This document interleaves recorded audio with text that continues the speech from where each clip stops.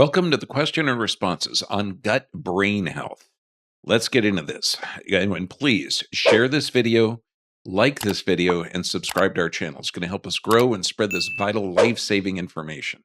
Question 1 from Caitlin Blair. Wonderful presentation. I suffer from chronic gastritis and a myriad of neurologic conditions. I'm currently trying to heal, but fermented foods flare me up. I had kombucha last night and I'm debilitated. Any suggestions for someone with hypersensitivity to fermented foods? Absolutely. You got to look at your gut. You've got 30,000, Aboriginal species of our planet have 30,000 different gut bacteria in there, and they're always competing. It's like the Serengeti Plain. You've got lions and antelopes all competing for the same environment. So if you're eating fermented foods and you have a negative reaction, it means that there is something going on with the gut. So look at prebiotics, probiotics. That's going to be huge. But also look at how many bowel movements you have, because if you're in a chronic state of stress, you're going to have slow gastric motility. So typically, you're going to have multiple poops a day, which is going to be watery stool, or you're going to have one poop a day if you're lucky. So look at the underlying physical stressors. There could be a pelvic issue. There could be a structural issue. But now let's build that gut flora. So looking at prebiotics and probiotics to help heal that, and understand that mold and bacteria compete for the same food. So you may have a mold overgrowth. And so that means listen to the doctor within. The doctor within will tell you, are you craving yogurt? Are you craving cabbage juice? Are you, and just eating regular food is going to be helpful. Like I'll tell people to take a glass of coconut juice, set it on the counter for a couple of days until it gets fizzy, and then you've got a little bit of bacteria in there. So look at all the bacteria around your environment that you could slowly introduce. But prebiotics and probiotics will change the environment in the intestinal tract, and that will allow the bacteria that you're exposed to grow. So look at the underlying physical stressors. There could be, because everybody has this automatic nervous system, stress or regeneration. If you're in stress, you have decreased blood supply to the gut, so that's going to alter gut function. So the fermented foods is a good pathway to it, but if you're in a chronic state of stress, you're not going to be working really good. So look at cross-crawl exercises, diaphragmatic breathing. All of that's going to help the lymph flow in the gut. But you've got to look at the pelvis and cervical spine has big contributing factors, because that's where the rest, digest, and repair system is. And that's also going to help address the neurologic conditions. And Caitlin, let me know how you're doing, okay? Because identifying the physical stressors, slowly changing with prebiotics and probiotics, the gut environment, and a light exposure to the bacteria that is in your environment. And then you can start to work up to fermented foods, because you just introduced something that had a negative reaction with the ecosystem that's in your gut currently. Question 2 from Fredil's Quest. This video is a godsend. Last week, I was doing some research on the gut-brain connection, and this video appeared in my recommendations. God bless you. I started slowly eating unhealthy food and drinking soda regularly. My stomach began hurting. I lost a lot of weight during that period. I went through a betrayal and breakup at that time, emotional stress. Mentally, I became unstable, anxious, irritable, even paranoid. Very common reaction. Now I'm starting to heal with celery juice and eating healthy. Thank you for the wisdom. God bless you. Question: what happened to the gut-brain connection when you drink soda regularly long term? Well, the genetically modified high fructose corn syrup that's in most sodas, okay, is an antibiotic and a mineral chelator. So it's going to destroy the gut bacteria. And when you look on the side of every antibiotic, it says it can alter mood fluctuations, increased anxiety, and everything else. So you're literally taking an antibiotic and a mineral chelator. And without minerals, you can't utilize vitamins. And also the phosphoric acid in soda is horribly acidic. And so the body will go to the bone bank to withdraw calcium. I had this one MMA fighter who was doing a 6-pack of soda a day, and he was in a simple arm bar and his arm fractured. So, it's literally, it weakens your bones, destroys the gut flora, antibiotic and a mineral chelator. And it's don't drink soda on a regular basis. It's not a good product. Now, question 3 from Bobby Brown. I swallowed or had nasal drip from a virus. 3 days later, major flu symptoms. 6 days later, it hit my gut, into my bloodstream, and right into my brain. It was debilitating. Felt like something was in my digestive system. I've dealt with 10-day bile sickness in the past. That's a significant change in gastric motility. But this was a beast. I was trying to cough up whatever is in my stomach. My teeth were getting loose from the acid. I took some herbs, but nothing was working. I took amoxicillin. It lasted 5 weeks, and that's an antibiotic. I'm 58 female. I'm a lot better. Digestion is okay. Started with the probiotics. I feel those standardized pills are not enough. I'm looking into making a reuteri, which is like a homemade yogurt.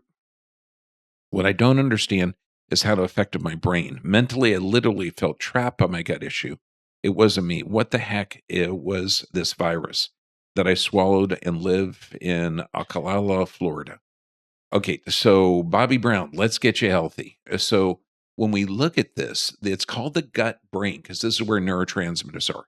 So anything that negatively affects the gut is going to negatively affect the brain. This is why on amoxicillin and all antibiotics, it says it can cause delusional thought patterns, memory issues, anxiety, and stress. And it's huge. And think most antibiotics are poisonous molds. So it's changing the gut flora. So, and remember, all viruses, funguses, bacteria, molds, none of those things are predators. They're all scavengers. So they go after only unhealthy tissue. And your body is an ecosystem. You have 1/3 human cells, 1/3 bacteria, 1/3 mold, funguses, yeast, viruses, all the other stuff.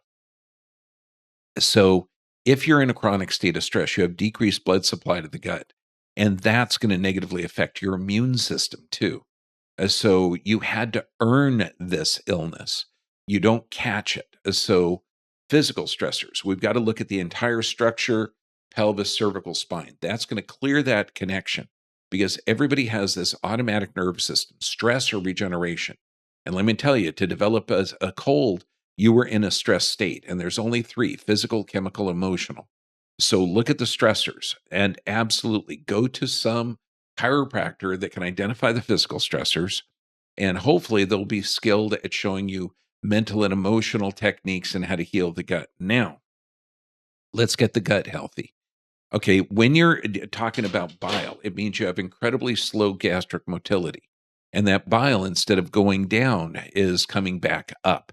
So look at diaphragmatic breathing. Look at our pelvic health video, which is going to be huge. You'll see different ways to sit. But that diaphragmatic breathing, you're moving the diaphragm, you're also moving the lymph. Also look at heat. Anytime you have any type of virus, fungus, mold, any kind of infection, for every 1 degree increase in temperature, your immune system doubles. So look at saunas. Dry sauna, infrared is fantastic. Steam is good. We always talk about putting some oregano in a pot of boiling water and breathe it in, and that will, don't burn your nose for sure, but that moist heat is going to start to get the antimicrobials inside of the lungs. So hugely important. And elevating your temperature is going to be big. And then look at healing that gut, because with the bowel disorders, look at the other detox pathways. You have urination, bowel movements, breathing, and sweating. So the diaphragmatic breathing is going to be good. The steam sauna, shower, infrared sauna, or just put magnesium oil on your chest and belly and sleep in towels, because that can also generate a sweating response, which is ideal. And then slowly heal the gut with prebiotics and probiotics. But man, that amoxicillin, that it's called the gut brain. And they say on every package of antibiotics that can cause mental and emotional trauma. And so it wasn't that you caught something or ate something. It's that there was some type of underlying stressor that weakened the tissue, so it predisposed you to these scavengers to clean up the abnormal tissue. So look at the detox pathways: respiration, perspiration, bowel movements, and urination, and physical, chemical, and emotional stress. And you're going to find the solution, my friend. Question 4 from Summer Sassy Corner. Doc, the stuff you named off to eat would simply cause too much pain and land me in the hospital. I have post-infectious inflammatory bowel syndrome from C. diff infections, and my intestines are damaged, so I'm forced to stick to high starchy, carby, very dry food, or else I'm in severe pain. Fiber kills my stomach so much. I'd be in so much pain. Some of them are just screwed with, with this until death, I guess. It's too late for me. Possibly stomach cancer. Thank you for all you did on the video on stomach issues. So I thank you. Summer Sassy, let's get you healthy. Okay, so look at the underlying of how your system works. We all have this automatic nervous system, and you could be in stress or regeneration, sympathetic, parasympathetic. The parasympathetic is located in the neck and the pelvis. So you may have a structural issue keeping you in that fight or flight state, decreasing blood supply to the gut. So look at the structure. That means get to somebody, a chiropractor, that's going to take an x-ray, identify a problem, and then take another x-ray to show they corrected the problem. I mean, we're talking really, really basic stuff here. And then when you've identified the structural issue, look at the 4 detox pathways: respiration, perspiration, bowel movements, and urination. Now, people that have inflammatory bowel like you have, or that's literally a healing process of the body. And so moist heat, hot, wet cloths on the tummy will rush blood to the area and help that area. And look at the respiration, perspiration, bowel movements, and urination. So let's increase the perspiration. So look at infrared saunas, steam saunas. Let's look at your urine. It's got to be light yellow or clear. So increase the hydration. You might even want to put a little bit of sea salt in the water so that you can increase the absorption. Let's get you to 2 to 3 healthy bowel movements a day eventually. And I know that's an issue now because you're getting probably 5 or 6 watery stools, and that's the body also trying to alkalinize. And then, okay, we have to look at diaphragmatic breathing. So that's going to be huge. That's going to help everything. But look at the physical stressors, identify in the x-rays. Look at the chemical stressors, and this is going to be food that your grandma wouldn't recognize. So you're talking healthy, organic, predisposed. And the greatest doctor in the world is inside of you. So if you're craving something, listen to that craving. Because, and this is what I tell everyone when they're working with essential oils or juicing, that's why we recommend apple, carrot, beet, and celery juice. Apples have malic acid. Those clean the kidneys. That's a blood filter. Carrots turn into beta-carotene, cleaning the lungs. That's another blood filter.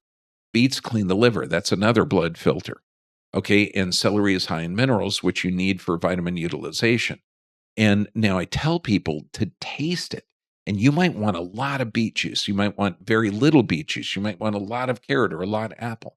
I could suggest 1 liter of juice a day, but you might get bloated at half a liter. Okay, so listen to that doctor within. And you will heal. The gastrointestinal tract's one of the fastest healing structures you've got.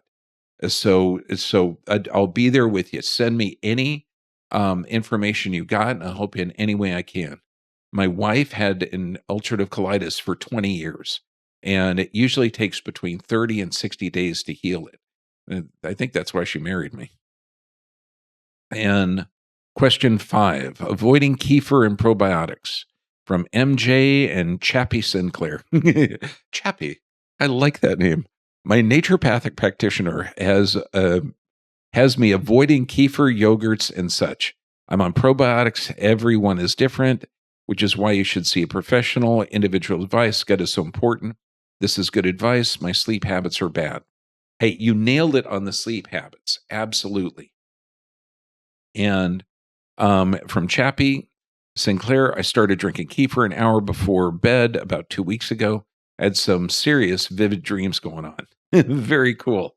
Okay, so when you look at this, Avoiding kefir and yogurts. If you have a leaky gut, proteins that aren't tempered by digestion, if the gut has increased intestinal permeability, these proteins can get in the bloodstream and trigger an inflammatory response. So your naturopath may suspect that you have a leaky gut. So limiting dairy and gluten is a good idea. So they're probably on the right pathway. Now, it only takes around 30 to 45 days to heal a gut if you're addressing the physical, chemical, and emotional stressors. Now, having kefir an hour before bed, remember there's bacteria, there's digestion, there's a lot of things going on with fermented foods, and then it gets in your ecosystem, which is the digestive tract, and this is also called the gut brain. So this is hugely important. So prebiotics and probiotics can affect the mind function and the brain function, just like antibiotics. I know anti means against, bio means life. Just like antibiotics can negatively affect brain function, anxiety, and everything. So definitely look at how the system works, okay, and your body can start to regenerate, but you got to heal that gut